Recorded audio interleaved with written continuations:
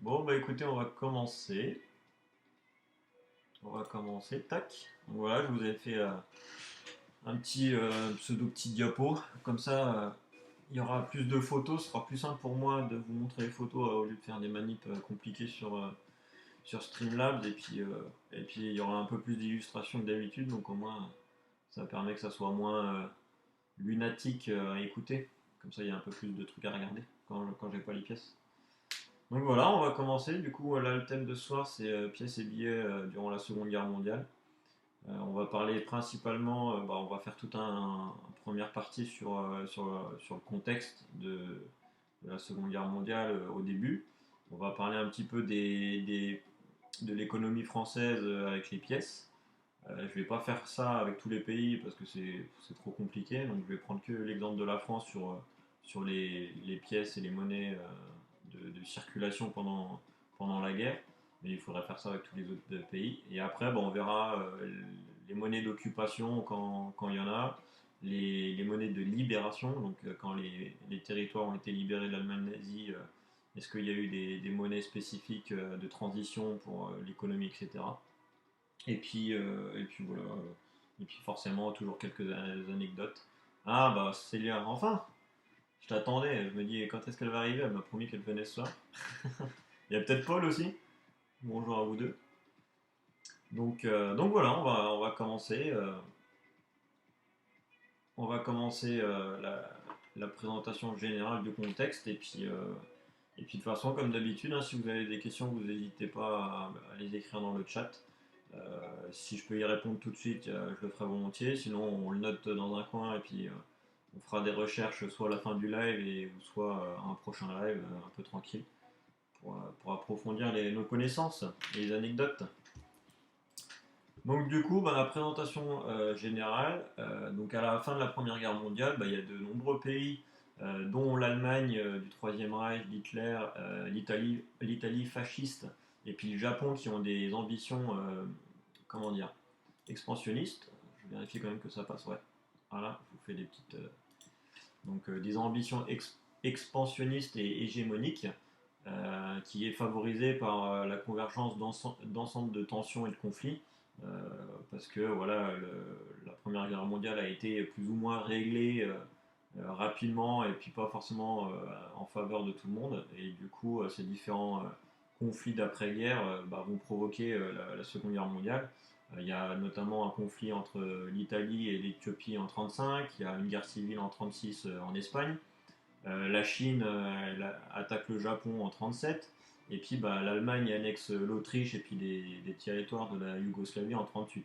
Donc ça, c'est tous ces conflits-là qui émergent dans l'entre-deux-guerres qui vont amener le conflit de la Première Guerre mondiale. Et puis, l'élément déclencheur de la Seconde Guerre mondiale, c'est que Hitler va attaquer la Pologne le 1er septembre en 1939. Et le 3 septembre, du coup, la France et le Royaume-Uni déclarent la guerre à l'Allemagne, puisqu'ils avaient fait tout un pacte de non-agressivité, etc., entre différents pays. Et du coup, l'Allemagne ne l'a pas respecté en attaquant la Pologne le 1er septembre. Et du coup, c'est ce qui a déclenché la Seconde Guerre mondiale. Et à la suite de ça, donc forcément, il y aura deux blocs qui vont s'affronter.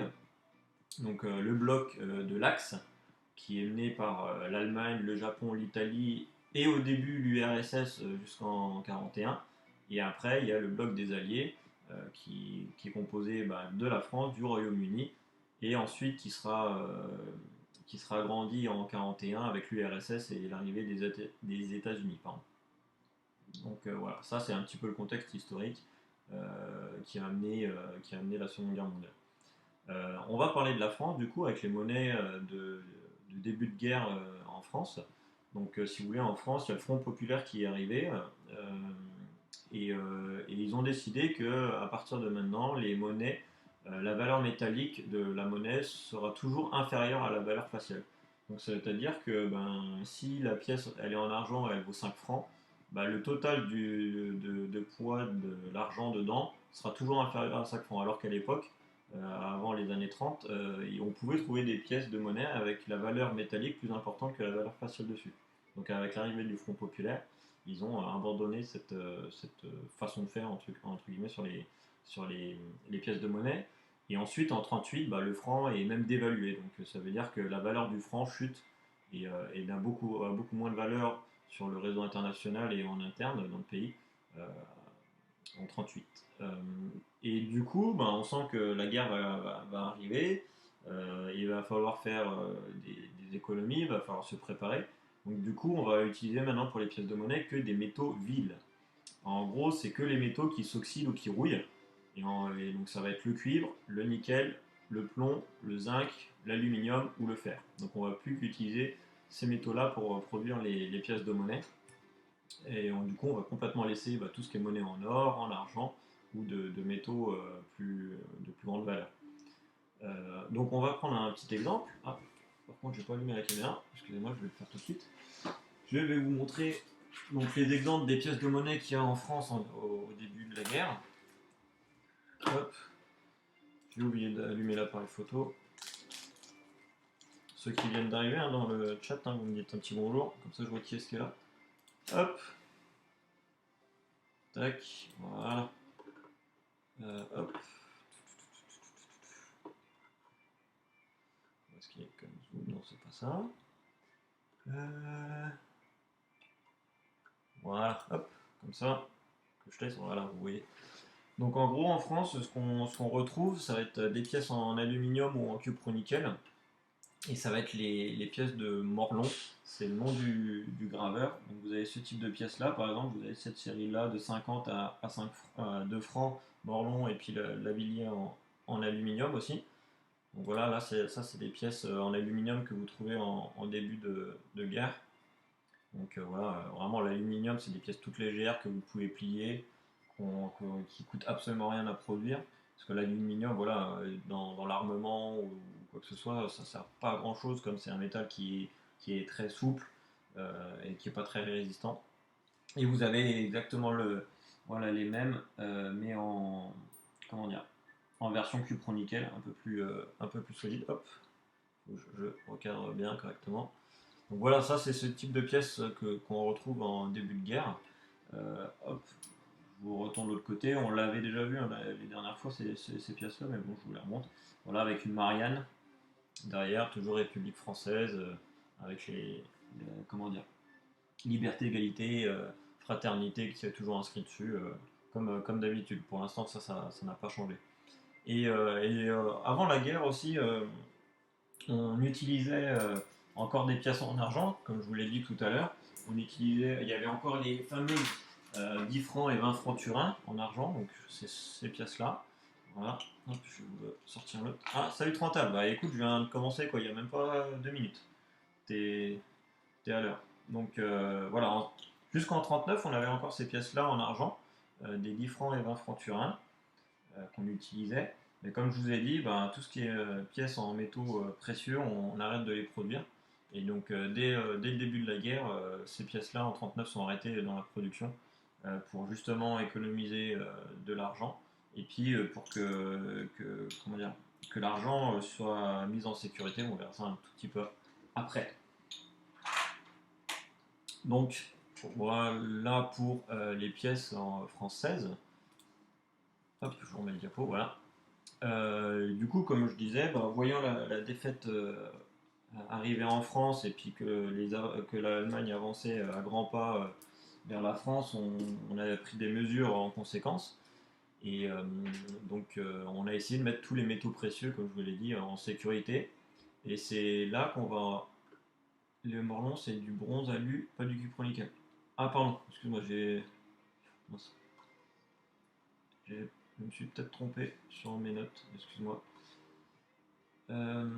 Et du coup, toute l'or de la Banque de France, elle va être secrètement envoyée en Angleterre et aux États-Unis pour éviter que quand les Allemands vont arriver à Paris, récupèrent tout l'or de la Banque de France et puissent l'expatrier en Allemagne et après l'utiliser à des fins commerciaux pour acheter voilà, des minerais ou des munitions, etc.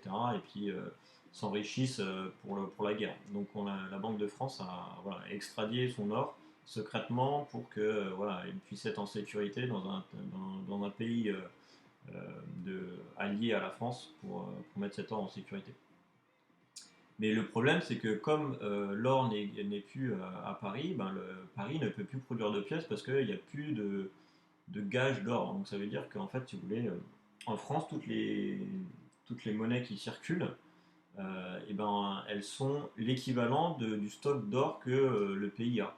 Vous ne pouvez pas produire plus de monnaie que de réserves d'or que vous avez dans votre pays. Sinon vous n'avez pas de ressources réelles du pays. Et par contre, vous pouvez produire autant de pièces et de billets de monnaie que vous voulez, mais il faut avoir une sorte d'équilibre. Bon, ça, c'est des notions d'économie un peu complexes. Mais pour faire simple, c'est ça. Il faut avoir autant d'or que de monnaie en liquidité qui circule dans le pays pour que l'économie fonctionne correctement. Sauf que là, bah, l'or, on l'a extradié. Donc le problème, c'est que enfin, Q Pro Alu, pour être exact, désolé. T'inquiète, Eagle, merci de m'avoir repris. Donc là, problème, on peut plus produire de pièces parce qu'on a plus le gage d'or. Et puis en plus, bah, comme je vous ai dit avant, tout ce qui est métaux, les métaux vont être réquisitionnés pour la construction d'armes ou de munitions, pour construire des bateaux, des chars, etc. Et on va du coup utiliser maintenant plus que certains métaux spécifiques pour les pièces de monnaie. Donc on va retrouver dans nombreux pays des pièces souvent en aluminium et avec un trou. Alors je vais vous expliquer pourquoi. Hop, je suis un peu perdu entre toutes les fenêtres là. Non, c'est pas ça. Hop, hop, hop. Voilà. Donc là, par exemple, en Belgique, vous trouvez cette pièce-là. C'est une pièce durant la Seconde Guerre mondiale. Pareil, en France, on va trouver ce type de pièces, donc 20 centimes, 10 centimes. Voilà. Donc souvent des pièces en alu, en zinc, qu'on a déjà vu, en fer. Il y a des fois aussi en plomb, même si on a découvert après que le plomb n'était pas forcément bon pour la santé sur les pièces de monnaie. Donc il y a ce type de pièces-là qui vont beaucoup apparaître dans les pays durant la Seconde Guerre mondiale, puisque c'est des pièces qui vont être pas très coûteuses à produire. Euh, et puis on met souvent un trou en milieu pour faire une économie justement de métaux. Donc vous imaginez si cette pièce-là est produite à, je sais pas moi, 20 millions d'exemplaires pendant un an, tout 20 millions fois le petit trou qu'on a au milieu, ça nous fait économiser des tonnes et des tonnes de métal qu'on peut utiliser soit pour reproduire des pièces, soit pour utiliser dans un autre domaine. Donc c'est pour ça qu'on voit l'apparition, déjà pendant la Première Guerre mondiale, beaucoup de pièces trouées pour faire des économies de matière en temps de guerre, et puis qu'on utilise d'autres métaux que habituels pour utiliser les métaux intéressants à l'effort de guerre. Donc voilà les pièces que vous pouvez y trouver en France. Et puis là, on a une petite pièce belge. Vous avez ce même type de pièces dans d'autres pays. Je crois qu'il y en avait aussi aux Pays-Bas, etc. Bon, j'ai pas fait beaucoup de recherches là-dessus. C'était pas très très intéressant. C'était juste pour vous montrer un petit exemple. Donc voilà. Et c'est pour ça qu'elles ont cette patine un peu usée aussi, parce que c'est un métal voilà, qui s'use beaucoup. Et que les dessins voilà, s'usent à force, elles s'oxydent, etc. Hop. Donc ça, c'est bon. Ensuite, je vous remets le PowerPoint. Hop, voilà. Ça c'est bon, je relis. Ah oui. Et donc, ce qui va changer aussi en France, ça va être l'arrivée du maréchal Pétain. Hop, voilà, je vous mets la petite diapo. Donc, il va arriver au pouvoir le 16 juin 40, et puis il capitule avec l'Allemagne le 22 juin 40 du même mois, et il signe le traité d'armistice avec l'Allemagne durant ce mois-ci. Et ce qui est assez marrant, là vous avez la photo du bas où ils sont dans un train.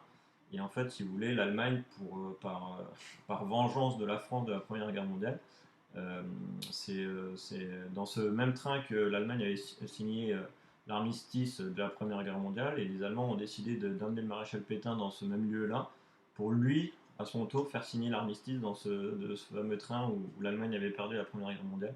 Un petit peu par vengeance et puis voilà, pour lui montrer que c'était les Allemands qui gagnent cette fois-ci et pas les Français. Donc il y a toute une histoire autour du train, on pourrait faire des recherches et tout ça, c'est un peu plus complexe que ça. Et du coup, Pétain devient officiellement chef de l'État le 10 juillet et puis il s'installe à Vichy, donc sous le régime de Vichy qui est mis en place. Et là, on voit des nouvelles pièces qui vont apparaître avec ce nouveau régime, puisque puisqu'il faut mettre de nouvelles pièces en place et que lui, il est garant, il est entre guillemets représentant de l'État français, il décide de remettre des pièces en route. Tac. J'enlève le PowerPoint, voilà. Oula, c'est passé quoi là? Non, je m'en fiche. Qu'est-ce que j'ai fait comme manip là? C'est bizarre. Attendez. Je m'en fiche. Bon, c'est bizarre, je vois un double écran. Avec un truc de transition. Edit, je m'en fiche. Comment j'ai fait ça? Bref, c'est pas très grave. Donc là, le maréchal Pétain donc, va mettre en place des nouvelles pièces de 50 centimes à 1 franc. Donc voilà, à 2 francs, pardon. Donc c'est un petit peu les mêmes pièces qu'on a vues tout à l'heure, les morlons.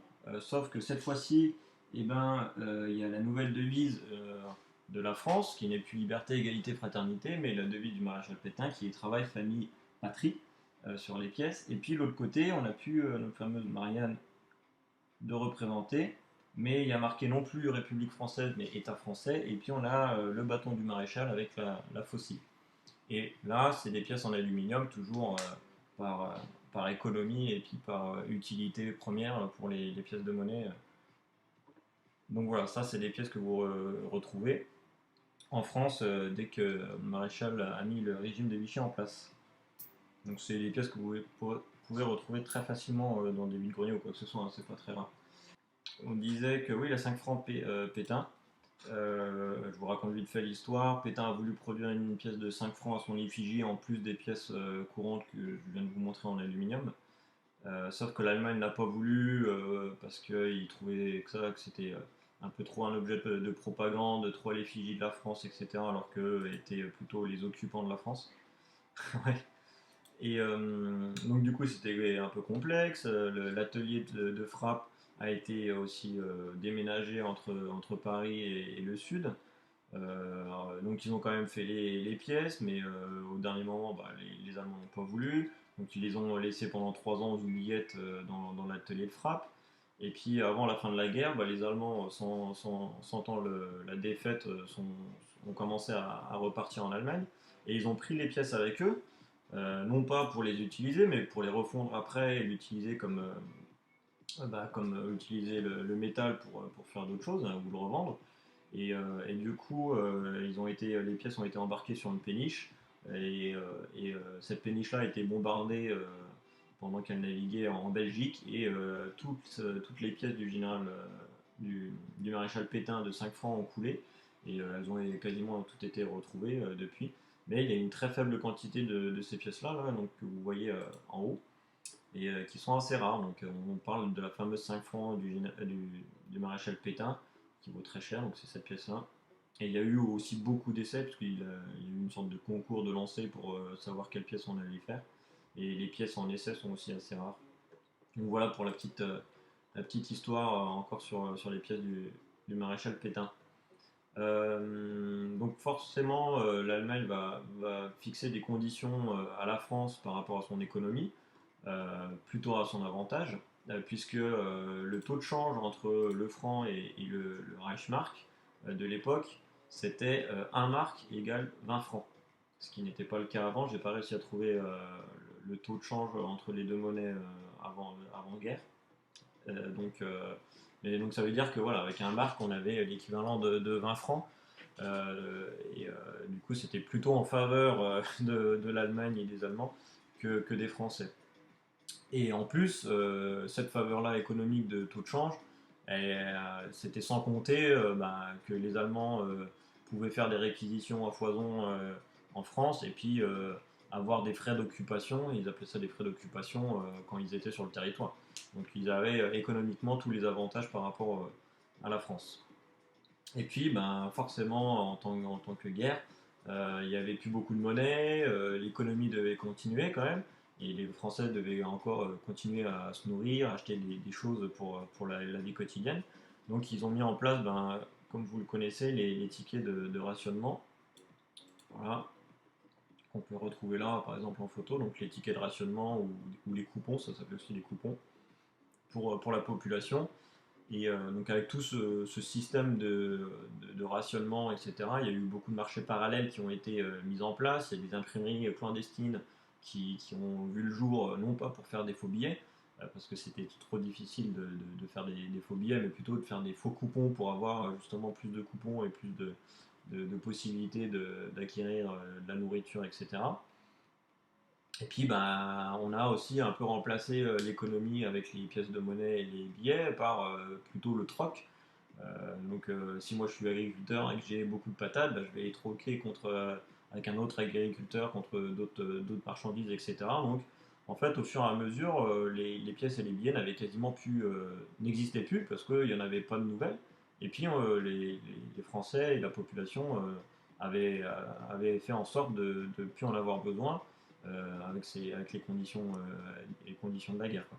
Et puis les seuls billets et pièces qu'on pouvait trouver en circulation, bah, on ne les utilisait pas pour le marché, mais justement, comme c'était une denrée, enfin une denrée, c'était quelque chose de rare et qui pouvait peut-être prendre de la valeur après à la fin de la guerre, et ben on stockait justement les billets ou les pièces bien au chaud, cachés sous le matelas, par exemple, pour ne pas se les faire voler et puis avoir un petit spécule si la fin de la guerre arrive ou si en cas de grands besoins, qu'on est malade ou qu'on doit voilà, payer peut-être un truc important pour se nourrir ou peut-être même fuir le pays et aller à l'étranger, ben voilà, on a de l'argent, du vrai argent pour pouvoir faire ces actions-là. Et puis ben, aussi, on a trouvé une solution pour contrer aussi un peu le manque d'argent durant cette période-là, bah, c'est qu'on a ressorti des vieilles pièces qui circulaient à l'époque durant la Première Guerre mondiale ou des pièces de la Chambre de commerce euh, qui, qui, euh, qui, qui circulaient pendant l'entre-deux-guerres en France. Et donc ça, c'est à partir de 42. En 42, on a décidé de ressortir les anciennes pièces de la première et les pièces de chambre de commerce que je vais vous montrer. Hop. Donc on a forcément les pièces à trous, les Lindauer. Donc voilà, ça c'est des pièces qu'on retrouvait principalement en France pendant la Première Guerre mondiale. Donc là toujours un peu le même principe du trou au milieu pour faire une économie de matière. Et puis on a les bons de la chambre de commerce. Voilà, ce sont des pièces qu'on retrouvait en France à l'entre-deux-guerres. Et, euh, et du coup, on a ressorti ces stocks de pièces qu'on avait soit à la Banque de France ou quelque part. J'ai pas cherché les informations. Bref, on les a ressortis pour avoir un minimum de pièces qui pouvaient circuler en France et qu'il y ait un minimum voilà, d'échanges économiques au sein de la population pour survivre. Donc voilà, ça c'est des pièces pareilles que vous retrouvez mais en quantité astronomique. Alors, on verra pourquoi après on en retrouve beaucoup en France alors que c'est des pièces qui n'ont pas eu beaucoup de cours pendant très très longtemps. Mais on verra pourquoi juste après. Hop, voilà. Je vous remets le diapo. Ça je vous l'ai dit. Ah oui, et puis là vous voyez aussi sur le diaporama un bon de solidarité de 2 francs avec une soupe et puis le maréchal Pétain en fond.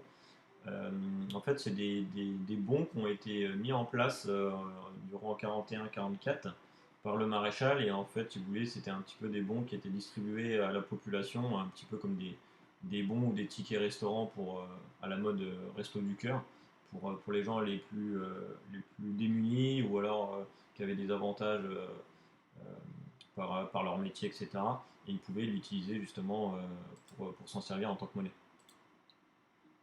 Petite question, à quel point des pays ont été radins et des pays ont fait un gros trou en fonction de la taille totale de la pièce? C'est-à-dire, attends, petite question, à quel point des pays ont été radins et des pays ont fait un gros trou? Ouais, alors, bah, très bonne question, Cachito.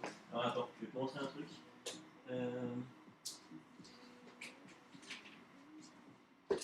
Je cherche 2 secondes. Ça.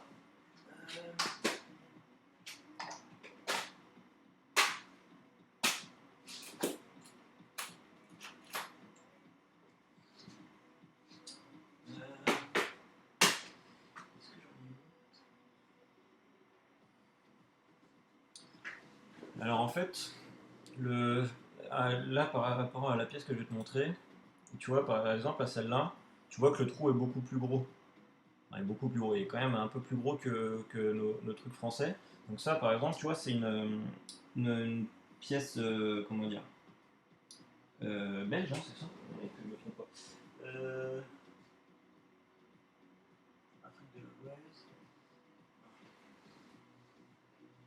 Non, c'est l'occupation de comment dire, l'occupation de l'Afrique de l'Est par comment dire, par les Anglais. Et eux, ils ont fait des grosses pièces. Mais je crois qu'il y a encore plus gros que ça. Je me demande si c'est pas la Belgique. Oui, mais là, la pièce est plus grosse aussi. Ouais, mais il y a. Alors attends, si tu me laisses le temps de chercher un tout petit peu, euh, je crois qu'il y a une pièce du Congo belge où en fait, si tu veux, ça fait presque une bague. Tellement que le trou au milieu de la pièce est gros. Alors attends, je vais regarder ça, que je me souvienne bien.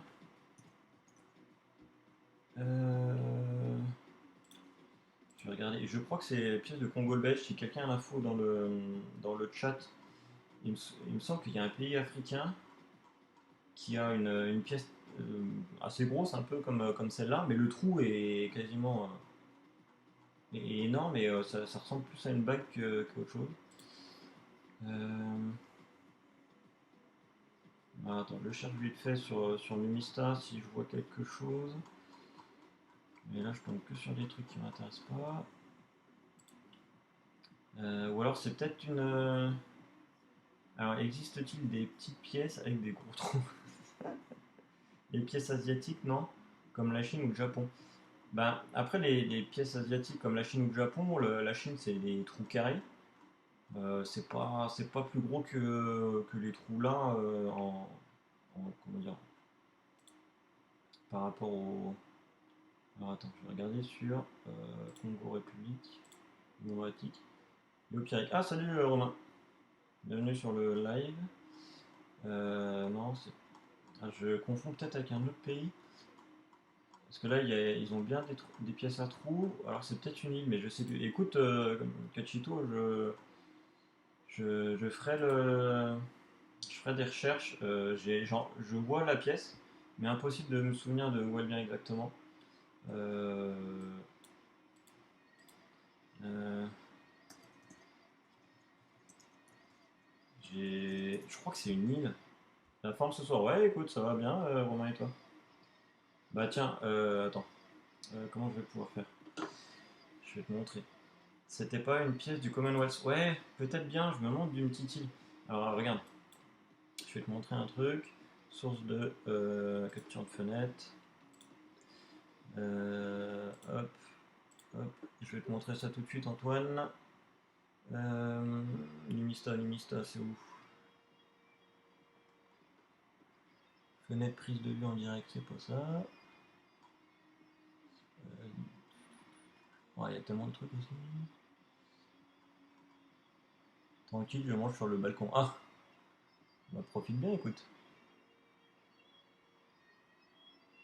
Ah, ouais, recherche pièce Numista. Tac. Donc tu vois, par exemple, là c'est beaucoup plus gros par rapport à ce qu'on a vu tout à l'heure. Donc ça c'est des Afrique de l'Est. Tu vois, donc nous on a celle-là là, mais là il y en a, tu vois, des plus petites qui ont une taille de trou un peu plus importante. Ça c'est celle qu'on a. Tac tac tac. Tu vois, j'ai tapé le trou hein, pour avoir les pièces à trous. Euh, tac tac tac, on va regarder. Ouais, il me semble que c'est un truc du Commonwealth, peut-être pas africain, mais ouais, mais là il y a 39 pages de pièces. J'adore mettre les numismates en sur. Le numismate, hein, parce que t'en connais qu'un, Antoine. Après, voilà, tiens, on parlait tout à l'heure des japonaises ou des chinoises. Voilà, là, des types chinoises avec des trous carrés, qu'il y a beaucoup. Bah attends, si je mets Eli- si je mets Elisabeth, je vais peut-être. Attends, Elisabeth. Je vais peut-être trouver que les trucs du Commonwealth. On te remercie. Tiens, tu vois, regarde, voilà, Australie, tu vois là, enfin, ça fait quasiment une bague. Le trou au milieu, il est beaucoup plus important par rapport au volume du métal. Après, tu vois, c'est des pièces de 88, 89, 90, tu vois, qui est même en forme d'étoile, ça j'avais jamais vu. Mais c'est pas, je pense pas que ça soit par notion d'économie là, c'est juste pour avoir un visuel un petit peu différent que d'habitude. Tu vois, bon, Jersey, pareil, tu vois, c'est Fidji, bon, c'est beaucoup de trucs anglais quand même, du Commonwealth. Mais bah, tu vois, là, là tu vas pas me dire que le trou il est petit, tu vois. Mais bon, Tuvalu en 2019, c'est des trucs vraiment plutôt pour se distinguer des autres pièces et faire un truc original que par pure économie, hein. Regarde, c'est de l'argent en plus. C'est une pièce de 62 grammes d'argent. Là, il n'y a aucune économie de fait, hein. Enfin, indirectement si, mais c'est pas des raisons financières par rapport au pays, quoi. Donc voilà pour ta réponse. Ah, ça c'est de l'économie. Ouais, bah oui, là. Ouais, ça fait plus une bague qu'une pièce, ça c'est sûr. Donc, mais très bonne question, Antoine. Bah après, je vous l'avais déjà raconté, hein, il y a tout plein de légendes, enfin plein de légendes. Il y a plein de suppositions autour des pièces à trous, hein, que ça soit bah, pour les aveugles, pour mieux les reconnaître rapidement. Bah, première aussi pour des notions d'économie de matière. Après, il y avait l'histoire de si on avalait la pièce, qu'un enfant ou quelqu'un avalait la pièce, bah, ça permettait de, comment dire, de pouvoir respirer malgré le fait que. C'est quoi ça? Malgré le fait on s'étouffe. Bref, il y a il y a plein de différentes histoires et de suppositions autour des pièces à trous. Mais en tout cas, là, durant la Seconde et la Deuxième Guerre mondiale, c'est par économie de matière et non pour d'autres raisons. Mais bonne question. Tac. Donc, ensuite, donc oui, je vous disais là les petits billets de solidarité de 2 francs de Pétain. Voilà. Qui avait ça aussi en place pour aider à l'économie. C'est la première, j'ai lu ça dans mes sources pour préparer le live de ce soir, j'étais pas au courant de ça. Une petite histoire pour les collectionneurs de billets ou de tickets, assez intéressant. Du coup, on va passer cette fois-ci aux monnaies d'occupation de territoire. Euh, je vais vous montrer donc les différentes monnaies moi j'ai ou que j'ai trouvées sur internet par rapport à des occupations de territoire durant la Seconde Guerre mondiale. Hop, je vais cacher ça du coup, parce qu'on n'a pas besoin. Donc déjà, je vais vous montrer aussi les pièces allemandes qui étaient utilisées. Donc, qu'est-ce que je voulais mettre? Pourquoi je montre ça? Nanana. Alors, oui, donc on avait des petites pièces allemandes qu'on pourrait retrouver sur les territoires occupés, qui étaient importées par les soldats. Donc voilà, 50 centimes, 1 centime, 5 centimes. Je vérifie derrière. Euh, bon, je vais vous le retourner vite fait. Mais bon, de toute façon, voilà, vous avez derrière l'aigle avec la croix gammée. Voilà, donc ça, c'est des types de pièces que les soldats avaient sur eux qu'ils pouvaient utiliser. Euh, comment dire? On a d'avant-guerre aussi des pièces en argent allemandes. Voilà, que je vous ai parlé la dernière fois, ceux qui sont restés assez tard sur le live. Donc voilà, ça c'est des pièces en argent déjà sous le régime d'Hitler qui était en Allemagne. Voilà, tac, avec Hindenburg. Voilà. Il y avait ce type de pièces là. Et puis parce qu'on a beaucoup retrouvé, parce que l'Allemagne faisait aussi des économies de matière, on a beaucoup retrouvé voilà, ce type de pièces de 1, 5 et 10 Reichspfennig, voilà, en zinc, qui était utilisé par les troupes, et toujours pareil avec la croix gammée derrière et l'aigle. Donc c'est pour ça qu'elles sont un petit peu noires, parce que c'est le zinc qui s'est oxydé, ça fait des fois une patine un peu blanche aussi. Voilà, c'est ce type de pièces-là qu'on pouvait avoir par l'importation des troupes allemandes sur les territoires. Mais il y a des vraies pièces qui ont été produites pour, la, pour la durabilité de l'économie et par le pays d'occupation. Donc je vais vous montrer ça. Sachant que l'Allemagne a produit aussi beaucoup de billets, hein. C'était plus intéressant de produire des billets que des pièces. Parce que le billet, le papier, on n'en avait pas forcément besoin pour l'effort de guerre, ou du moins beaucoup moins que les métaux. Donc du coup, c'était plus intéressant de faire des billets euh, pour les transactions financières. Les Allemands ont fait des jolies pièces à trous, mais elles sont plus rares. Ouais, ouais, ils en ont fait une ou deux, pareil en zinc, mais elles sont plus rares. Oui, c'est vrai que j'ai pas pris la photo. Pourtant, je l'ai vu dans le bouquin, mais oui, je vous l'ai pas mis. Donc, du coup, les billets euh, 134, je vais vous les montrer sur. Tac. Voilà. Ah, faut que je dézoome encore. Voilà. Donc, ça, c'est mon catalogue de référencement sur les billets allemands. Ça arrive, ça fait la mise au point. Donc là, vous allez voir, c'est des. Donc l'Allemagne a mis en place pas mal de billets qui étaient utilisés aussi sur les pays occupés. Donc ça commence à 50 centimes. Voilà, ça va de 1, 2, 5, Reichsmark, et puis voilà. Et 50 même. 5, 10, 20, 50. Donc voilà, c'est les types de billets que l'Allemagne utilisait dans leur pays, mais aussi dans les pays d'occupation. Voilà. Les Pays-Bas ont eu des pièces spécifiques produites par l'Allemagne sous l'occupation allemande. Tac, tac, tac. Autre question bête. Pourquoi? Pourquoi quoi? Salut Sibenrock. Pourquoi quoi? Hop. Voilà. Bon bah tiens, hop, je vais mettre le cam là. Tac, je vais mettre là, comme ça vous voyez bien. Même si j'avais prévu de laisser un trou. Pourquoi pas? Alors c'était quoi Cachito ta question exactement? Donc là je vous montre, c'est des pièces des Pays-Bas qui ont été produites spécifiquement sous occupation allemande. Alors je n'ai pas réussi à trouver si c'était l'Allemagne qui produisait et qui importait les pièces, mais je pense que de toute façon l'Allemagne avait monopolisé absolument tout dans les pays occupés, surtout Pays-Bas, Belgique, France. Et du coup, bah, s'ils voulaient faire des pièces, ils utilisaient entre guillemets la banque nationale et les usines de production, et puis ils mettaient juste le dessin entre guillemets à jour. Donc là, on a les différentes devises. Moi, j'en ai une aussi, je vais vous montrer. Hop, faut que je rezoome. Hop, là, c'est la mise au point. Là, ça va vite, voilà. Donc voilà une petite pièce avec des tulipes marquées Néderlande en dessous. Voilà, 10 centimes. Voilà, avec l'année en dessous. Et puis ça, voilà, ça c'est les autres devises. Donc il y avait 2,5 centimes, 1 centime, 25 et 5 centimes. Je troll, vraie question. Quel est l'intérêt d'avoir des pièces et des billets? Pourquoi pas juste l'un ou l'autre?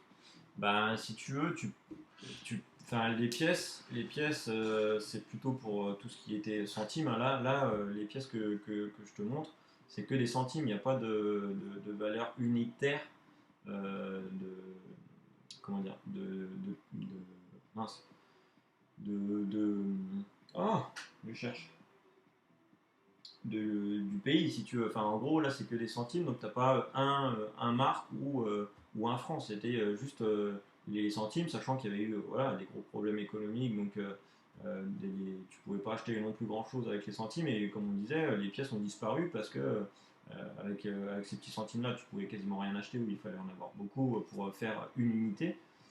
Et du coup, bah, les billets et les tickets de rationnement ont pris largement le dessus durant cette période-là. Mais il fallait toujours en produire pour l'économie. Et puis tu pouvais pas, enfin, il n'y avait pas l'intention de faire des billets de 1 centime, 2 centimes ou quoi que ce soit par rapport à ça. Enfin, on va pas dire qu'il y avait eu une inflation comme l'entre-deux-guerres, mais une déflation plutôt, une déflation. Mais après, la raison pourquoi enfin, d'avoir les deux, je sais pas. Les centimes étaient quand même utiles, même s'il y avait la plupart du temps beaucoup de billets, hein. C'était les billets principalement utilisés dans l'économie, tu vois. Et quand tu regardes, il n'y a pas eu non plus beaucoup de pays qui ont eu des monnaies d'occupation comme nous on en a eu bah, comme il y en a aux Pays-Bas. Là, on va regarder deux trois autres pays où il y en a. Mais ça est quand même principalement des billets. Et puis, par rapport à tous les pays occupés par l'Allemagne nazie, c'est pas grand-chose, tu vois. Donc là, ça, c'était les Pays-Bas. Donc les Pays-Bas, ils ont eu ces pièces de monnaie, enfin, ils ont eu ces pièces de monnaie à partir de mai 40. Voilà. Ensuite, il y a la Norvège. La Norvège aussi ont eu des monnaies spécifiques d'occupation allemande. Alors tu vois, sur les deux dessins, on voit pas forcément qu'il y a une patte, comment dire, une patte un peu allemande sur le design, sur l'écriture ou quoi que ce soit. À mon avis, ils ont fait au plus simple en reprenant les trucs. Ça se trouve, c'est même, voilà, je sais pas s'ils ont collaboré un peu comme nous avec Pétain, la Norvège et les Pays-Bas avec l'Allemagne. Mais bon, voilà, ils ont peut-être du moins collaboré plus ou moins et dire bon bah ok, on fait des pièces différentes, on les fait comme ça, on peut en faire des rapidement. Et puis l'Allemagne n'a pas voulu s'éterniser à mettre Deutschland dessus ou quoi que ce soit avec un truc spécifique occupation, tu vois. Mais par contre, tu vois, en Yougoslavie, donc ça, l'Allemagne a annexé la Yougoslavie ou du moins des territoires de Yougoslavie en 41, et ils ont mis en place ces pièces-là. Et là, tu vois, moi je trouve que le 10 centimes, euh, qui est la pièce qui est juste là, bah, tu vois, le design est un petit peu similaire, je trouve. Tu vois, le 10 est stylisé, enfin l'écriture est un peu stylisée. Tu retrouves ces branches feuillues à droite et à gauche, un peu en couronne autour de la pièce, comme la pièce de 1 marque que j'ai mis juste à côté. Et pareil, tu vois, l'écriture de 1943 sur la pièce, ça fait une écriture très gothique, du coup, ça rappelle un côté très, très allemand, tu vois. Donc là, je trouve qu'il y a une petite ressemblance où on voit que c'est une monnaie qui aurait pu être produite par l'Allemagne, tu vois. Mais là, pareil, hein, c'est des petites devises d'unité, tu vois, monétaire. Et il y a une petite spécificité que j'ai trouvée aussi, que je connaissais pas forcément, c'est les pièces de Pologne. Alors la Pologne a eu aussi des pièces, donc la toute première tout en haut, c'est voilà, c'est un slot, euh, non, un, un Krotz, voilà. Donc ils ont eu aussi voilà, leur monnaie d'occupation, et la Pologne a eu des particularités avec les pièces, comme vous pouvez voir les quatre autres, c'est des monnaies de ghetto. Si vous voulez, l'Allemagne, quand ils ont envahi la Pologne, bah, ils ont enfermé les juifs, les gitans, les handicapés dans des ghettos. Ils ont enfermé dans une certaine partie des villes qu'ils les ont enfermés parce qu'il y avait des murs, etc. Ils ne pouvaient pas s'enfuir pour maintenir voilà, cette population et faire le tri. Malheureusement, hein, c'est ça l'histoire. Et du coup, les Allemands ont produit des pièces spécifiques au ghetto polonais. Donc forcément, on retrouve à chaque fois l'étoile juive sur les pièces. Et puis pareil, on retrouve un peu le style gothique dans l'écriture.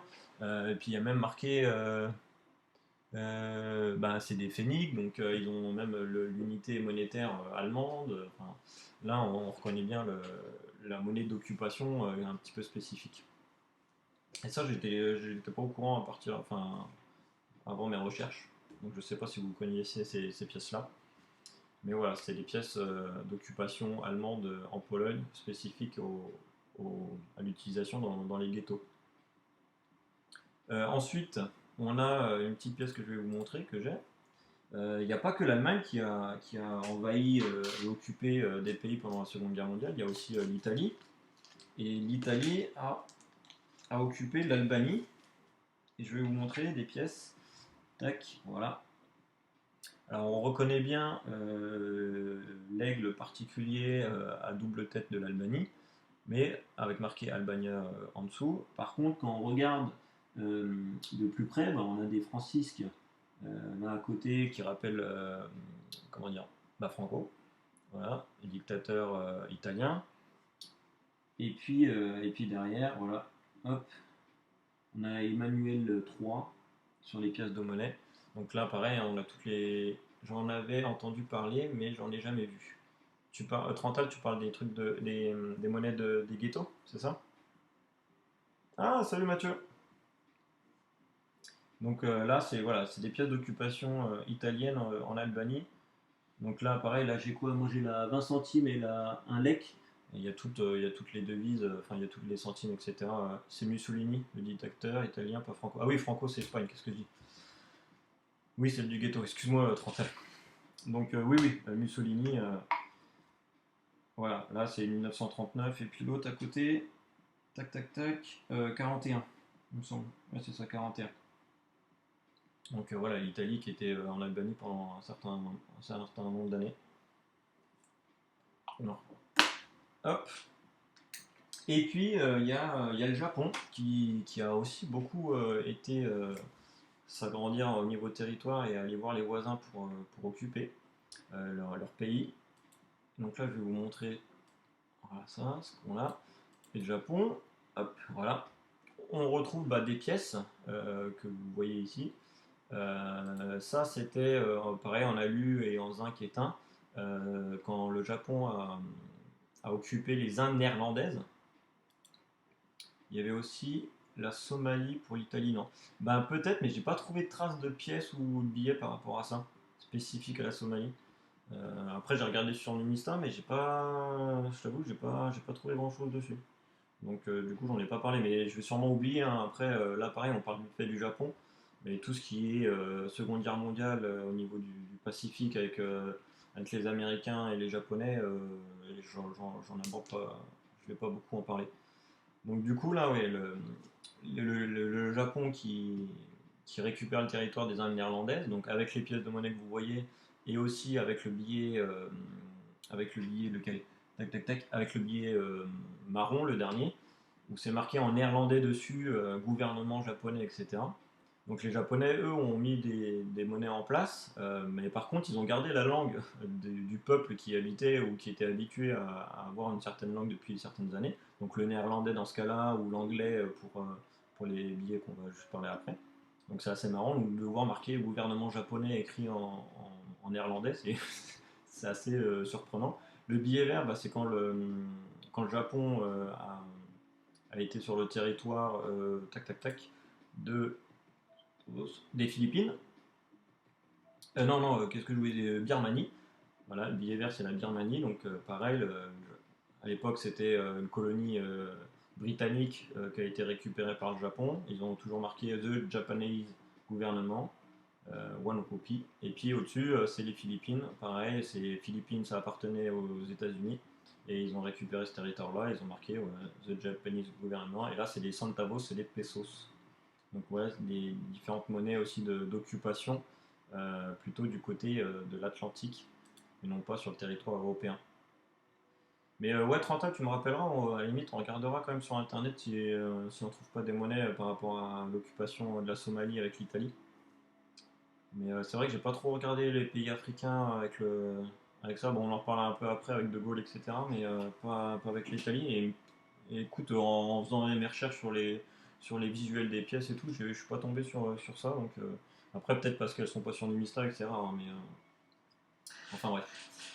Ensuite, je vais juste reparler un tout petit peu de ce qu'avait fait l'Allemagne euh, par rapport aux Anglais aussi. Donc là, on a vu le reportage hier pour ceux qui étaient là sur le live hier, je vais en reparler vite fait. L'opération Bernhardt, l'Allemagne, en plus de mettre une pression économique sur les pays qui l'occupent, il va essayer de tenter de déstabiliser l'économie des pays qu'il ne peut pas atteindre, notamment l'Angleterre et puis aussi un petit peu à la fin de la guerre les États-Unis. Et l'opération Bernard, pour résumer, les nazis vont récupérer des prisonniers dans les camps de concentration qui sont capables de faire de faux billets anglais. Et dans le secret, ils vont essayer de produire ces billets anglais, de les distribuer dans le monde et en Angleterre pour déstabiliser voilà, l'économie. Puisqu'on a vu tout à l'heure, il faut que la valeur de la monnaie qui circule dans le pays soit égale à la valeur du stock d'or qu'on a dans sa banque. Mais là, si on a 10 fois plus de billets produits que d'or on a dans la banque, ça perturbe l'économie. Et c'était le but des Allemands en faisant ça. Donc là, on a regardé le reportage hier, je vous le remets, si vous voulez, pour ceux qui ne l'ont pas vu, qui n'étaient pas là hier en live, je vous le remets dans le chat. Voilà, c'est le documentaire sur YouTube qui explique très bien l'opération Bernhardt, qui était incroyable, qui était vraiment un coup un petit peu un coup de génie des Allemands pour essayer de déstabiliser, même si ils n'ont pas totalement réussi par rapport à plein de choses différentes, mais qui était quand même une idée très intelligente pour essayer de se battre sur un autre territoire que sur le champ de bataille avec l'ennemi. C'est pas juste plus pratique et moins cher de faire utiliser de la monnaie des occupants que des pays occupés que plutôt refaire une monnaie. Tu devrais être prof d'histoire. Merci Akina. Alors attends, j'essaie de comprendre Kachito. C'est pas juste plus pratique et moins cher de la faire utiliser la monnaie des occupants dans les pays occupés que plutôt le refaire la monnaie. Ben, alors oui, c'est sûr que ça coûte plus cher de refaire une monnaie locale quand tu es en temps de guerre en plus. Mais si tu veux, derrière tout ça, tu as tout un aspect psychologique et un impact de propagande. T'imagines, enfin, si tu es français, que tu es en zone libre par exemple, et que tu utilises des francs où tu as liberté, égalité, fraternité, et puis que tu as Marianne sur ton billet, bah écoute, tu as l'impression d'être en France, tu crois aux valeurs de la République qui sont marquées dessus. Par contre, si tous les jours tu es obligé d'utiliser un billet allemand avec marqué Deutsche Reich dessus, et que c'est marqué en allemand ou quoi que ce soit, si tu veux, ça te fait un impact psychologique et dire, ben, ça te rappelle qu'il y a l'occupant, que c'est pas toi, t'es pas dans ton pays en liberté, etc. Tu vois, il y a tout un aspect ouais, de propagande, on peut appeler ça de propagande aussi, tu vois, qui est très important, hein, parce que alors c'est sûr que le nerf de la guerre, bah, c'est l'argent, euh, comme on peut le voir là avec plein d'exemples, mais c'est aussi l'aspect psychologique de dire à l'ennemi, ben, vous êtes plus nul ou nous on est plus fort. Tu vois, les Allemands construisaient des chars énormes, des canons énormes, et du coup, même si parfois ils étaient moins performants parce que plus lourds, etc., par rapport à d'autres blindés qui étaient plus légers, mais quand toi tu es un simple soldat et que tu vois un char tigre qui sort des bois, bah forcément, t'es affecté psychologiquement en voyant ça, t'as peur, et du coup, tu vois, il y a aussi cet aspect-là qui est pris en compte dans tout ça. Après, si tu veux, je pense que ça coûtait rien hein, aux Allemands de refaire des pièces. Parce que de toute façon, les matériaux utilisés pour les pièces normales ou les pièces qu'eux ils allaient remettre en place, ils étaient là et c'était à eux. Donc ça, il n'y avait pas de surplus de coûts à mettre ça en place. Et puis après, refaire peut-être un dessin ou un design, quand tu regardes, c'est pas des pièces non plus qui sont très pointilleuses dans le graphisme ou qui sont très complexes. Hein. C'est des trucs assez simples. Qui reprennent en plus des symboles qui existaient déjà sur les anciennes pièces ou quoi que ce soit. Donc c'est pas un truc très complexe à remettre en place. Enfin, après, je suis pas expert non plus là-dedans dans la production de pièces de monnaie, etc. Mais après, c'est pour ça aussi qu'ils utilisaient plus les billets parce que c'était plus facile à produire et puis ça allait plus vite aussi de produire des billets à les imprimer qu'à frapper des pièces, tu vois. Mais ouais, je pense que l'aspect psychologique et impactant sur la population, ça joue aussi beaucoup en temps de guerre et c'est aussi le but, tu vois.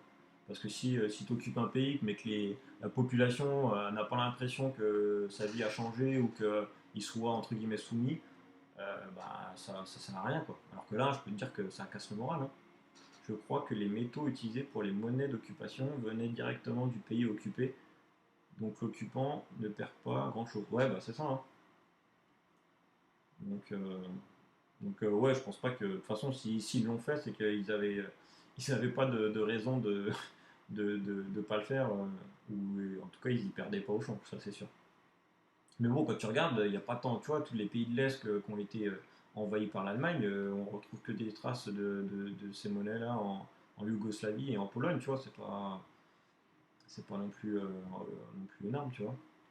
Et puis même la Russie a utilisé ces pièces alors qu'ils ont, pareil, ils sont arrivés après au fur et à mesure jusqu'à Berlin et ils n'ont pas mis de monnaie d'occupation non plus alors qu'ils ont occupé le territoire pendant longtemps après, tu vois, ancienne URSS. Donc, euh, donc voilà quoi. Mais ouais, ouais bonne question. Hein. Donc oui, l'opération Bernard, pour ceux qui ne l'ont pas vu, là, le petit documentaire très sympa. Merci Numis et Trantal. Du coup, je vais vous montrer d'autres petites particularités. Hop, j'enlève ça. Donc ouais, ouais là, je vous ai mis le lien, c'est ceux qui n'ont pas vu le documentaire, il est top, c'est incroyable l'histoire. C'est un petit peu la vraie anecdote ou la vraie Une vraie histoire incroyable liée aux pièces de monnaie et aux billets pendant la Seconde Guerre mondiale qui est fou, quoi. Là, je vous raconte des trucs qui sont pas non plus extraordinaires dans les faits, mais, mais allez voir ça, c'est intéressant. Ensuite, bah, je vais vous montrer des billets de prisonniers. Hop. Ah bah, je vais devoir dézoomer. Alors, je vais peut-être les sortir parce que comme ils sont dans des pochettes, c'est pas le top. C'est cool, on est 7 là, 7 spectateurs. Je sais pas si Mathieu est encore là ou il est juste passé. Bref. Alors là, on a des billets de prisonniers. Donc, je vais dézoomer un petit peu, vous inquiétez pas. Donc ça, c'était des billets qu'on donnait aux prisonniers. Tac, tac, tac. Ah, bien, bien, Mathieu. Je sais pas si ça intéresse, mais c'est pour ça que je te demande si t'es encore là ou pas. Donc, ouais, billets de prisonniers. Si vous voulez, bah, forcément, il y avait tout ce qui était prisonnier et puis camp de concentration et d'extermination. Donc là, ces personnes-là n'avaient pas ce type de billet, hein. C'était malheureusement, ils travaillaient pour rien et voire pour la mort.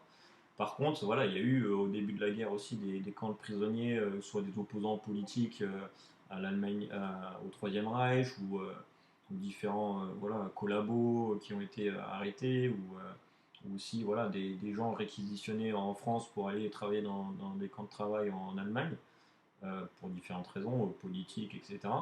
Et du coup, ces gens-là, quand ils étaient libérés de ces camps-là, qu'ils avaient fait leur devoir ou leur service, les Allemands leur donnaient ce type de billet-là pour, alors je dirais pas les récompenser de leur travail, mais qu'ils puissent rentrer chez eux avec un petit peu d'argent. Et en fait, c'était presque un avantage d'avoir ces billets-là, puisque c'était des billets en marque, et comme on avait vu tout à l'heure, bah, un marque, c'était l'équivalent de 10 francs. Donc en fait, avec ces billets-là, bah, ça avait beaucoup plus de valeur et on pouvait acheter bah, beaucoup plus de vivres. Donc quand on revenait d'un camp de travail avec ce billet-là par les Allemands, bah, on pouvait tout de suite acheter beaucoup de choses par rapport avec un billet de 50 centimes ou quoi que ce soit. Donc voilà, c'était ce type de billet-là que les prisonniers pouvaient avoir après en sortant des camps de prison. Et puis bah, là, je vais vous les montrer là parce que là, c'est un marque et deux marques de Reichsmark et il y avait des centimes aussi. Hop, je vous sors ça dans le catalogue. Ils sont, enfin, bon, je vais utiliser des mots un peu bizarres. Moi, je les trouve assez jolis parce sont colorés. Il y a le petit triangle rouge qui les démarque pas mal. Donc là, pareil, vous avez la version 1 centime, 10 centimes, hop, de Reichsmark, 50 centimes couleur verte, voilà. Et puis là, donc là, on a la version 2 de Reichsmark, 5 et 10. Donc voilà, et l'autre côté, hein, je ne vous ai pas montré, mais il n'y a rien. C'est un billet. Tac. Il y a pas de dessin derrière, c'est tout blanc. Voilà. Donc ça, c'était ouais, petite particularité aussi dans, dans, dans les pays occupés, ou du moins les gens qui devaient aller faire ça. Et puis, il y a d'autres types de billets qui ont circulé aussi un petit peu, qui sont particuliers, c'est les billets militaires. En fait, les billets militaires, le problème qui s'est posé au bout d'un moment, c'est que, bah, par exemple, pour les soldats allemands, une fois ils étaient sur le front de l'Est avec la Russie, peut-être que leur unité est partiellement détruite, ils doivent repartir autre part pour se mêler à une autre unité, sauf que cette unité-là, bah, elle est envoyée sur le front plutôt en France.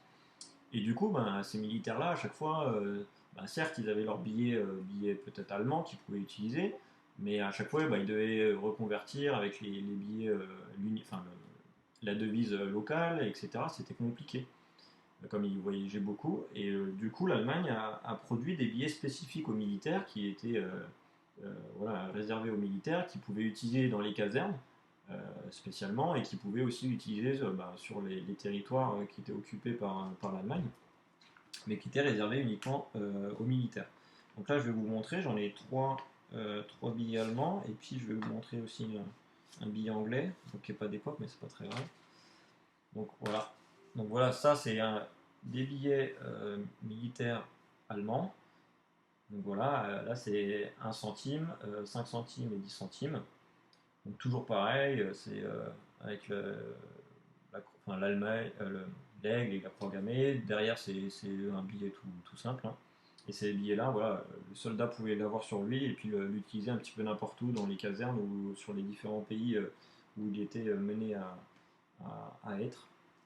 Et c'est les Allemands qui ont inventé ce type de billet-là, qui a été repris après par les autres pays euh, pour leur armée. Et par exemple, j'ai un exemple de ce billet-là qui est pour l'armée britannique. Alors il est beaucoup plus récent, hein. C'est un billet qui date pas de la Seconde Guerre mondiale, mais c'est dans la même idée un billet uniquement pour les militaires. British Armed Force.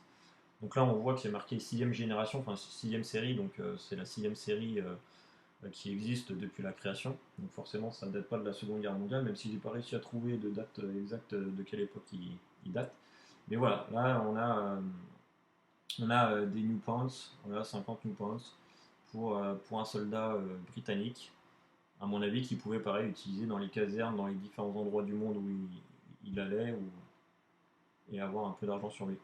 Donc voilà, donc c'est les Allemands qui ont créé ces types de billets-là et qui ont été ensuite qui ont inspiré d'autres pays pour faire de même avec leurs armées.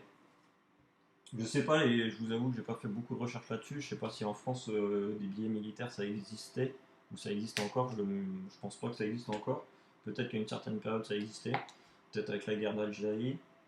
Et puis après sur les autres pays, j'ai pas eu le temps de faire beaucoup d'autres recherches par rapport à ça non plus.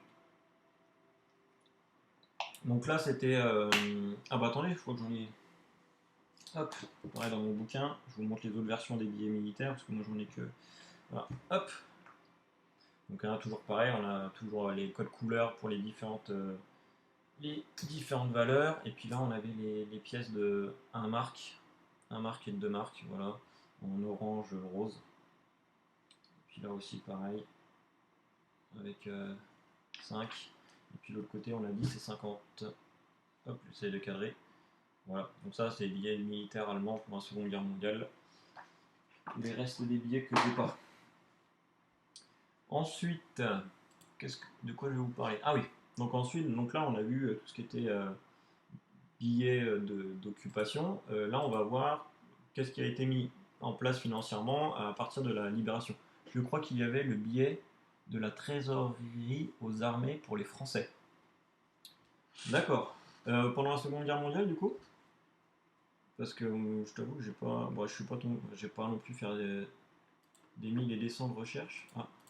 Ah, et puis en plus, vous m'envoyez un lien à Mimista, c'est bien. Un franc service des prisonniers de guerre. 45-47. Mais alors, du coup, là, ce que tu m'as envoyé, Eagle. Ah, en 14, ok. Ce que tu m'as envoyé, par contre, c'est pour les prisonniers de guerre allemands, alors.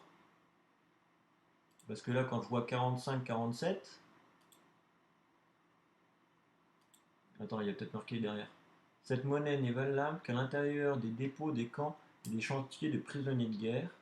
Elle ne peut être échangée contre la monnaie légale que par la caisse de dépôt de prisonniers et au profit. Hop, attends. Hop. Enlève-toi. Non, c'est bon, c'est pas grave. Je reprends sur le truc. Au profit.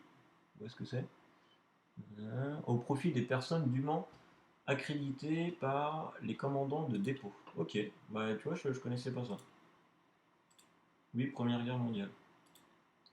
Ok, ouais, je crois pas qu'il y ait eu des billets spécifiques pour les militaires pendant la Seconde Guerre mondiale en France.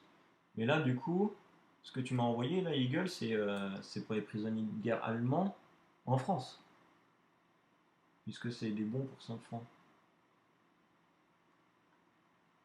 Cette monnaie est valable qu'à l'intérieur du dépôt. Prisonniers de guerre. Ouais, donc c'est ça. Enfin, ou prisonniers de guerre. Après, il y a forcément des Français qui ont collaboré, qui ont été emprisonnés, etc. Mais je pense qu'ils n'ont pas eu le temps d'en faire. Ouais, c'est peut-être possible aussi. Ouais. Bah, de toute façon, on verra, on va voir là, avec les monnaies de libération, l'économie française en parallèle de l'occupation et de la libération, comment ça a été un peu compliqué. Ok, bah tu vois, je connaissais pas non plus ce billet-là, en francs. Écoute. Donc là, hop, monnaie de libération, bon, je vous ai mis une petite diapo. Tac tac tac, je reprends mes trucs. Donc, ben oui, je pense. Ouais, ok. Donc forcément, il y a eu la France occupée, donc ça on l'a vu juste avant avec l'économie d'occupation avec les Allemands et Vichy, mais il y a aussi une deuxième France parallèle avec De Gaulle et qui s'appelait la France des territoires libres, donc avec les anciennes colonies françaises en Afrique et puis tous ceux qui s'étaient réfugiés dans d'autres pays à l'abri de la France et de l'Hexagone, pardon. Et donc De Gaulle, il va bénéficier d'un accord financier signé le 7 août 1944 avec la Banque d'Angleterre pour pouvoir continuer à émettre des billets et notamment des francs CFA par rapport aux pays africains, puisque en fait, les pays africains, les anciennes colonies françaises, les billets étaient produits par la Banque de France, sauf que on a vu tout à découvre récemment aussi. Ok. Et du coup, comme la Banque de France, on l'a vu, c'était une catastrophe pas possible déjà en interne euh, dans, dans l'Hexagone pour produire des monnaies, mais alors en plus produire des monnaies pour nos anciennes colonies qui sont en Afrique, et puis pour leur emmener les monnaies avec les Allemands, etc., c'était infaisable. Donc du coup, De Gaulle met en place voilà, un partenariat financier avec l'Angleterre pour pouvoir continuer à alimenter économiquement ces pays-là où sont réfugiés certaines troupes françaises et puis certains Français en attendant une solution et de débarquement, clairement, c'est ce qui va se passer. Donc je vais vous montrer quelques pièces que la banque, que De Gaulle va vouloir mettre en place dans les pays africains. Donc on a notamment tout ce qui est CFA, donc les francs CFA de l'Afrique équatoriale française, donc c'est les pièces à gauche. Donc on reconnaît la croix de Lorraine qui est signe de la France libre, avec le coq français aussi qui le torse bombé qui est fier et qui est libre. Donc voilà les grandes valeurs de la République, toujours marqué liberté, égalité, fraternité. Je sais pas s'il y a marqué République française quand même. Non, je crois pas. Non, il n'y a pas marqué République française, non. Si. Ah non, il y a marqué en tout cas le territoire. Les deux à côté avec le coq et la croix de Lorraine, là c'est des pièces pour le Cameroun et pour Madagascar. Donc voilà, il y a certains pays qui ont ces pièces-là. Et puis en 41, du coup, comme il y a plus de possibilité de fabriquer des pièces, le général de Gaulle va mettre en place à Alger, hein, donc en Algérie, la banque centrale de la France libre pour justement produire ces pièces de monnaie-là. Il va essayer de reproduire aussi des pièces qui existaient déjà, notamment la 1 franc Morlon de 43. Donc les collectionneurs la connaissent bien celle-là parce que c'est une pièce assez rare qui est gravé par Graziani, on en avait parlé la dernière fois d'ailleurs avec les gars. Donc voilà, elle est en zinc, elle est à 16 000 exemplaires, et on a lu aussi comme celle-là qui a moins de 5 000 exemplaires. Donc c'est une pièce très rare, puisqu'elle a été produite à Alger pendant la guerre, et il n'y a pas eu beaucoup de fabrication de cette pièce-là. Et donc ensuite, on va commencer à vouloir récupérer un petit peu la France, hein. Donc en 43 et jusqu'en 46, il va y avoir un débarquement fait en Corse pour récupérer la Corse. Et par ce biais-là, on va essayer d'introduire tout de suite des nouveaux billets qui ont été produits soit à Alger, soit par les Anglais. Et donc c'est des billets de coupure de 500 à 5000 francs. Mais le problème, c'est que voilà, l'Angleterre ne peut pas nous en produire non plus des millions. Ils ont leurs propres pièces et billets à produire. Et puis à Alger, on a comment dire, on est très limité dans la production, que ce soit par les matériaux ou par les moyens de production. Donc du coup, on n'arrive pas à produire assez de billets pour la métropole dans un futur débarquement. Donc ces billets-là vont rester comment dire, en Corse et vont être utilisés qu'en Corse pour l'instant. Voyant ce problème-là, De Gaulle il va dire ouais, mais quand on va libérer la France, comment on va faire pour tout de suite réinstaller une économie, redonner plein de pièces, plein de billets, et puis qu'on utilise tout de suite une nouvelle monnaie et puis des anciens francs de Vichy, etc. Vous savez bien que la rivalité entre Pétain et De Gaulle est très importante. Donc du coup, la France va demander de l'aide aux États-Unis, puisque les Anglais ne peuvent pas les aider plus que ça, et il va demander l'aide à l'AMGOT, donc c'est l'Allied Military Government of Occupied Territories.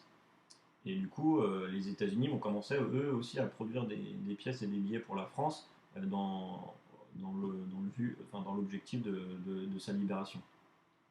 Tac, tac, tac.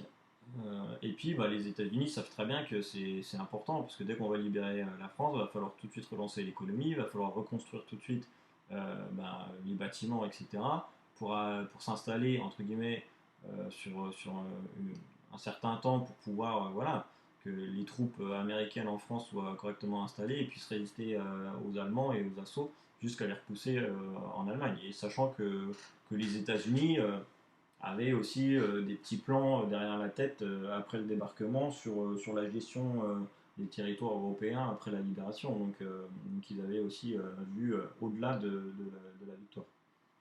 Donc en parlant de production américaine, hop, je vais vous montrer d'autres. Voilà, une planche. Donc les Américains ont produit la fameuse 2 francs de Philadelphie.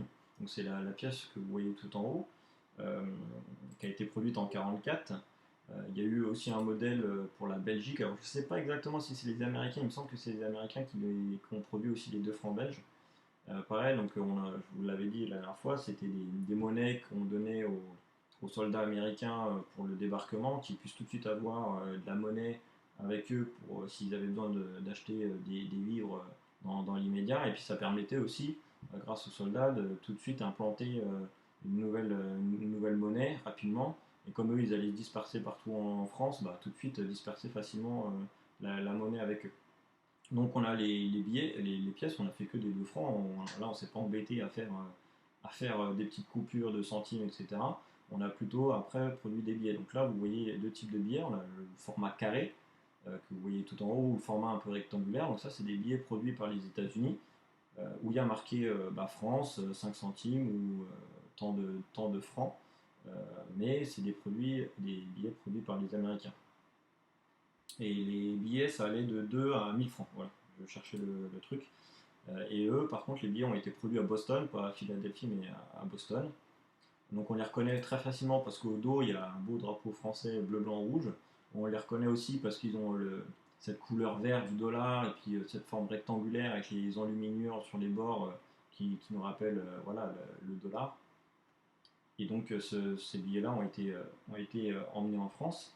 Le problème, c'est que De Gaulle, il n'était pas trop pour ces billets-là parce que, comment dire, il dit que déjà, il n'y a pas République française dessus. Lui, ça le gêne parce que c'était des billets pour la France. Alors certes, il y a le drapeau français, certes, il y a marqué liberté, égalité, fraternité, mais on voit quand même fortement la touche américaine.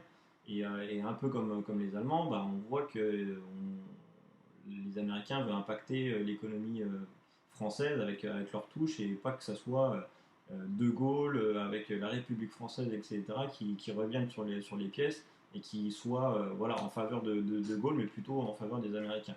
Donc ça, De Gaulle et les Américains ont été un peu en conflit par rapport à ce billet-là.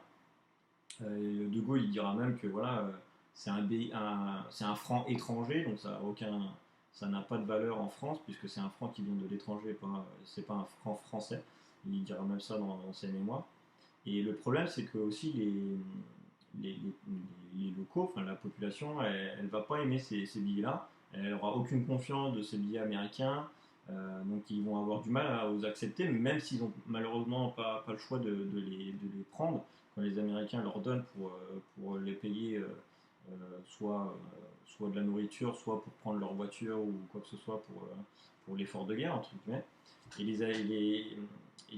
les Français l'ont tellement pas aimé qu'ils disent qu'ils veulent s'en débarrasser au plus vite. Et ils veulent tellement s'en débarrasser au plus vite et ils l'aiment pas qu'ils veulent même payer les impôts avec. Entre guillemets, ils gardent ces billets-là pour payer leurs impôts. Et c'est un petit peu l'arroseur arrosé. Quand on récupère ces billets, et puis on va payer nos impôts avec, comme on les aime pas. Et au moins on sera en débarrassé et on n'aura pas besoin de payer nos impôts avec l'argent qu'on a mis de côté pendant la guerre. Tu vois. Ces billets existent aussi sans drapeau. Sans drapeau. Je vais voir. Ah oui, c'est vrai. Vous êtes 45. Ils sont peut-être plus rares, non? Ouais, je sais pas. Ouais, non, ça m'a l'air. Oui, c'est vrai que je les avais jamais vus, tu vois, sans drapeau. Ok, merci pour l'info, Eagle. Ah, puis Steven Rock, pardon, Steven Rock qui a dit l'info et Eagle qui m'a envoyé l'image. Merci les deux. il y a aussi eu ce genre de pièces au Luxembourg. Ah, j'attends, tu m'envoies un lien ou pas? Ouais, Luxembourg, j'ai pas fait, j'ai rien trouvé non plus sur le Luxembourg. Après, si, ils avaient peut-être des monnaies d'occupation, mais elles étaient pas. Enfin, elles ressemblaient à des monnaies courantes, donc je les ai pas prises, je crois. Non, non, c'est une question. Ah, bah, je sais plus, c'était quoi? Non, je crois pas que le Luxembourg, ils avaient eu des trucs spécifiques, des monnaies d'occupation, il me semble pas. Après, ils ont changé leur monnaie parce que, pareil, elles étaient en alu ou quoi que ce soit, il me semble, mais il n'y a pas eu de changement de visuel entre le moment où ils étaient occupés ou non. Il me semble pas, on regardera à la limite à la fin du live si tu veux. Donc oui, je disais, donc ces billets-là n'étaient pas aimés par les Français parce qu'ils voulaient payer leurs impôts avec pour s'en débarrasser et être tranquille. Tac, tac, tac. Donc le 4 juin 45, il y a une loi qui a été ordonnée en France qui est l'échange obligatoire, c'est-à-dire que les Français devaient redonner à la banque tous les billets qui avaient été mis en circulation pendant l'occupation. Donc ça a commencé par les billets d'avant-guerre et puis les billets sous Vichy, mais que les billets de valeur supérieure à 5 francs. Et donc tout ce qui est pièces de monnaie ou les billets inférieurs à valeur de 5 francs, on ne pouvait pas les échanger. Euh, et puis c'est à partir de... et puis donc on a mis du coup en circulation tous les billets produits par les Américains, les Anglais et les Français, donc ceux que vous voyez, après 45, euh, en circulation pour remplacer les anciens billets d'avant-guerre ou ceux de Vichy. Et ils avaient cours jusqu'en 1947, donc ils sont restés quand même assez longtemps malgré la fin de la guerre. Donc jusqu'en 47, ils avaient cours encore en France. Euh, et c'était en attendant que l'État puisse se remettre en place et puis qu'on puisse réorganiser une nouvelle monnaie et refaire une nouvelle économie en repartant de zéro. Sachant que les billets de l'Union française, donc c'est les billets qui avaient été produits par Alger, on pouvait les redonner jusqu'en 48 et les pièces de la Chambre de commerce, donc vous vous souvenez, les petites pièces d'entre-deux-guerres, elles étaient encore en circulation et on pouvait les redonner que jusqu'en 49. Donc ça veut dire que voilà, on en avait tellement besoin pour relancer l'économie qu'on les a laissées en place jusqu'en 49, les petites pièces, pour que l'économie de la France puisse continuer malgré la libération et en attendant une solution sur la longue durée, quoi. Tac, qu'est-ce que je vais mettre? Donc c'est qu'à partir des années 50, donc là on déborde un petit peu sur la période 39-45, mais bon c'est pour expliquer un petit peu comment ça s'est passé à la libération, hein. Donc c'est qu'à partir des années 50 donc, que l'économie est repartie. Alors avec deux choses, avec le plan Marshall, donc là vous avez une petite affiche. En gros c'est un accord qui a été, c'est un accord de prêt financier et de conditions d'importation des produits américains. Donc c'est-à-dire que les Américains nous ont fait signer un accord de prêt financier, parce que nous, voilà, la France, tant qu'elle se reconstruise, on n'avait pas de ressources pour repartir, donc les Américains nous ont prêté de l'argent, mais en contrepartie, il y avait des accords, on devait importer un certain taux de produits américains en France avec des taxes vraiment réduites, etc. Et il y avait l'accord de Bretton Woods. Bretton Woods. Euh, et en fait, c'est pareil, c'est une organisation mondiale qui a essayé d'organiser comment dire, les monnaies sur le territoire après la fin de la guerre, et puis qui ont essayé de construire le FMI. Euh, donc c'est les débuts du FMI avec ça. Tac, tac, tac. Et du coup, là, grâce à ces deux actions-là, la France va connaître, après les années 50, une forte croissance économique, donc les 30 glorieuses qui vont suivre après. Et on va retrouver du coup les pièces, de nouvelles pièces, euh, pour relancer l'économie comment dire, avec ces pièces-là. Donc voilà, c'est les francs Giraud, donc les 10, 20 et 50 francs Giraud. Donc ça, c'est les pièces d'après-guerre. Une fois que tout a été remis en place, je vais essayer de vous faire le point. Peut-être zoomer un peu. Ben voilà. Donc voilà, ça, pareil, on les retrouve très souvent sur les vides-greniers. Elles se ressemblent, c'est exactement le même dessin, donc avec le coq. qui est en hauteur, qui est fier. Et puis l'autre côté, on retrouve oui, Marianne un petit peu plus stylisée. On retrouve de nouveau la République française avec les valeurs de la République, liberté, égalité, fraternité. Voilà, sur les pièces qu'on n'avait pas vues depuis un certain temps en France. Donc voilà, ça c'est les francs Giraud qui sont les premiers francs remis en circulation après la libération. Ensuite, bah là on a vu les billets américains pour la libération de la France. Les Américains, ils ont fait exactement pareil sous le même modèle, mais pour l'Allemagne. Hop, donc là je vais vous le montrer.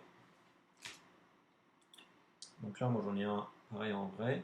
Donc là, 25 marques, donc 20 marques.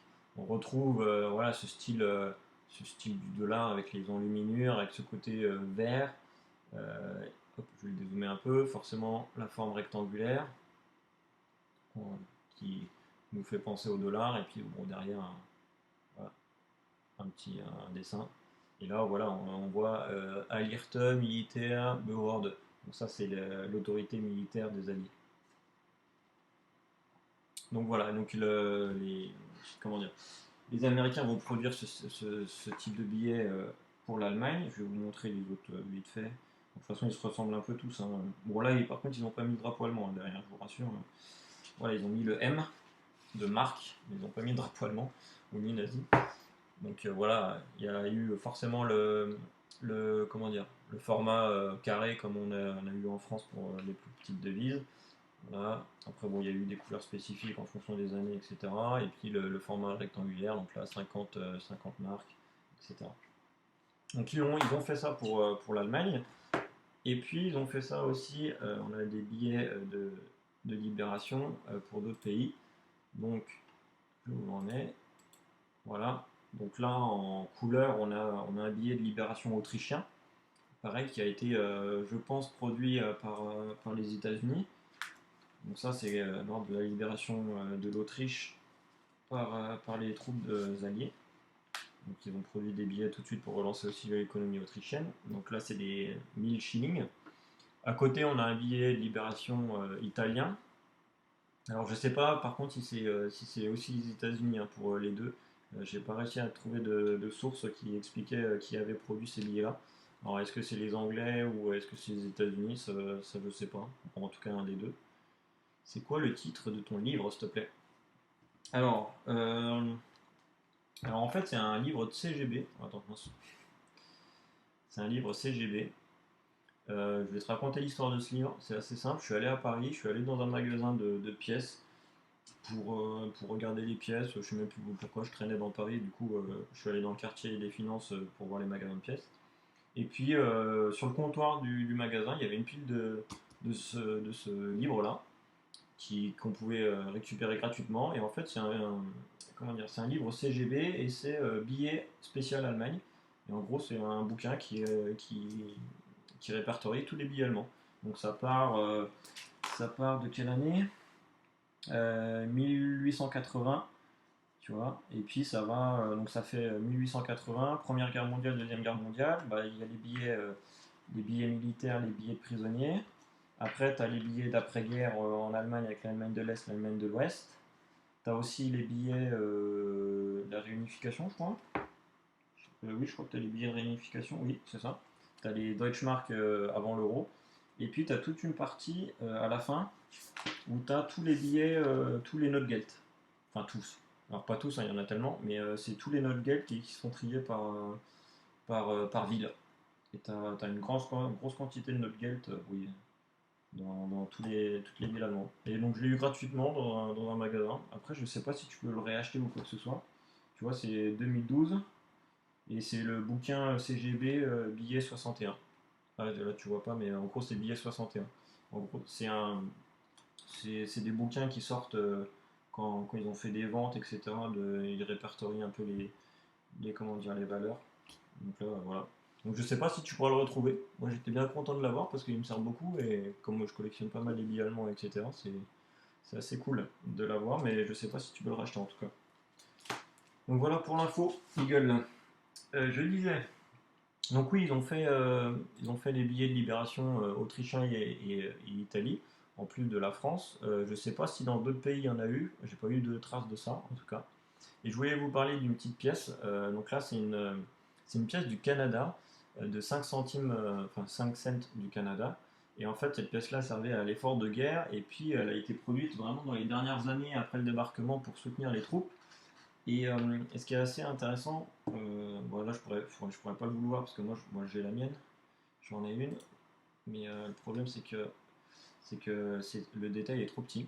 Si vous voulez, normalement, sur la bordure des pièces du Canada, enfin, je crois qu'ils appelaient ça un collier de perles.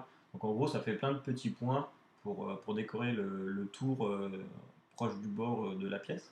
Sauf que là, ils ont fait du morse. Donc ça fait des petits points suivis de tirets. Et en morse, euh, il y a écrit en anglais, nous gagnerons lorsque nous travaillons volontairement. Et en gros, voilà, ça veut dire que tout le monde doit participer à la victoire, même ceux qui habitent super loin du conflit, et que le Canada a forcément participé au débarquement, mais aussi à l'effort de guerre financier, à mon avis, avec l'industrie de production, de l'armement, etc. Et du coup, le Canada a fait ce type de pièce-là en soutien des troupes et de l'effort de guerre des Alliés. Donc je trouve ça assez marrant parce que là elle date de 1945 avec le 5 de 5 centimes n'est pas dessiné clairement, mais en gros le 5 c'est le V comme le chiffre romain, mais aussi le V de victoire, donc c'est comment dire, un gros symbole. Et puis le fait d'avoir mis voilà, en code morse tout autour de la pièce We win when we work willingly, voilà, donc nous gagnons lorsque nous travaillons volontairement. Je trouve ça assez, enfin, je crois pas que j'ai vu pour l'instant d'autres pièces où il y a du morse dessus et que le morse était utilisé entre guillemets comme message secret sur la pièce. Et cette pièce-là, donc là c'est une pièce d'époque de 1945, mais le Canada a refait ces pièces-là pour les anniversaires commémorant la Seconde Guerre mondiale. Ils en ont fait pendant plusieurs années, à chaque fois, chaque anniversaire. Ils ont repris le même dessin du V de la victoire avec bon, alors on voit pas très bien, mais il y a une sorte de torche au milieu du V, etc. Puis bon, l'autre côté, hein, c'est forcément l'effigie que je me trompe pas, Georges V, voilà. C'est une pièce en fer. Donc voilà, je voulais finir ce live avec cette belle symbolique de la victoire et de l'effort de guerre de tous les citoyens et de tous les pays qui avaient participé à la libération du continent européen face au nazisme. Donc voilà. Et puis ben, je crois que c'est tout, ouais. Voilà, j'ai fini mon live, du moins mon exposé.